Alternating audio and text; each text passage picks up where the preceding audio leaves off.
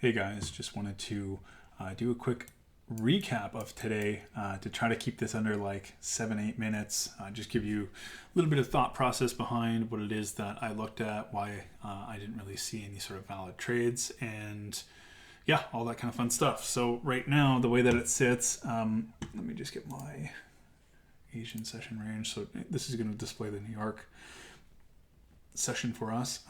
So that starts at... It should start at 7:30. Yeah, so in and around here.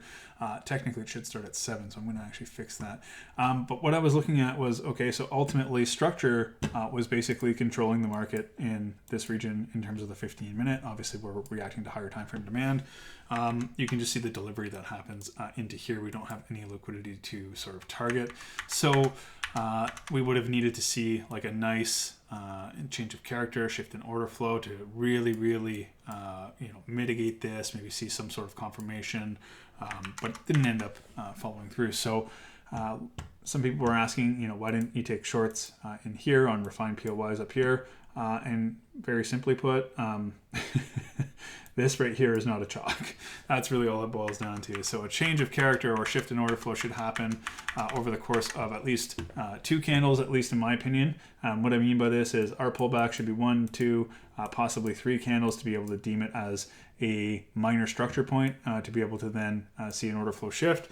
However, the order flow shift kind of happened in here. So what I ended up waiting for was, although we've chalked up to the upside, we are expecting to see some sort of a pullback into the range, and then we can start to obviously look at potentially considering sells. Obviously that didn't end up happening.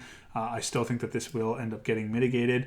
Chances are we could come back down into here, into the more extreme levels, in which that, obviously we can maybe look for longs and all that kind of stuff. But let's get back to the thought process behind the trade. Basically, didn't spend any time whatsoever on the 1 minute, and the reason why is because we did not get queued to go down to the 1 minute. And if that's kind of like the purpose of the flow charts, is to be able to say, okay, well, where do I sit within this flow chart right now? And if I sit in a level where it says, okay, well, I need to wait for a 15-minute chalk, well, once that chalk happens, we then need to see this area kind of get mitigated before we can start considering, looking for our lower time frame confirmations. So there was absolutely no purpose to get onto the lower time frames up until one of our POI criteria were met. So for me, very simple. I don't even need to build a case study around this because we didn't have a chalk until here, and we didn't have a trade idea sitting here. Now we have lower time frame liquidity that rests here to be able to potentially sweep up to come down, target equals, all that fun stuff.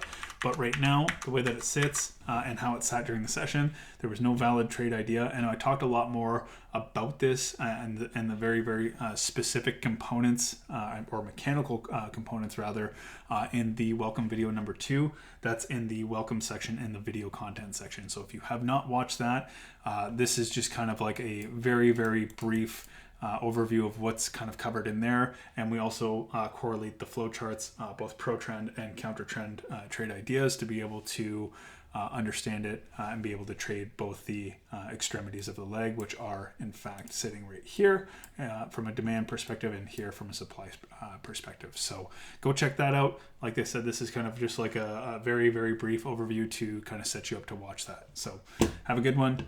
Thanks for watching, and we'll catch you guys tomorrow morning in the pre-New York narrative.